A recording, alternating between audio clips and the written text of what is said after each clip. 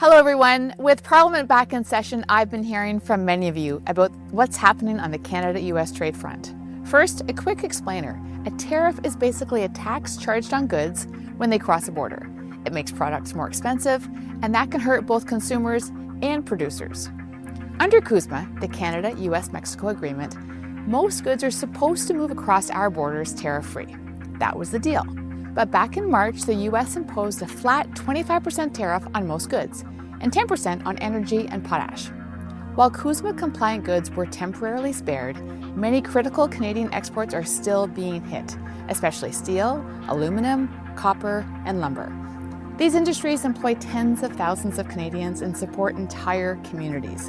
And let's not forget, Prime Minister Carney told Canadians he would negotiate a win with President Trump by July 21st. We still have no deal.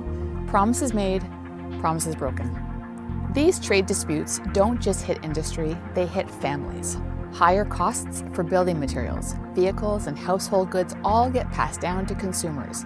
At a time when Canadians are already struggling with affordability, tariffs make life even more expensive. So where does Canada stand?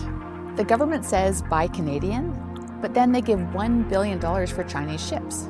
Carney promised trade diversification. All we've seen are photo ops.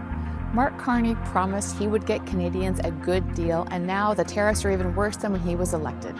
As these trade negotiations drag on, these trade irritants are spilling into bigger questions about our security, our global trade relationships, and how we strengthen domestic manufacturing here at home. There was growing speculation about where Canada-US trade relations are headed in the coming months, from the consequences of ongoing tariffs to uncertainty around future arrangements. Now, with Parliament reconvening, we need to ensure that the government lives up to the ambition of their own promises to get a good trade deal done for Canadians. For my part, I have made myself available directly to the Ministers of Canada-US Relations, as well as the Minister of Finance, offering any assistance I or the official opposition can. While the government has yet to take me up on this, the offer remains open. As these challenges unfold, we need to think creatively and bring forward bold and constructive ideas that strengthen our economy, protect Canadian workers, and chart a more secure path forward.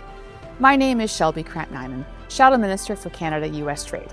Responsible, respectful, and always your voice. Thank you.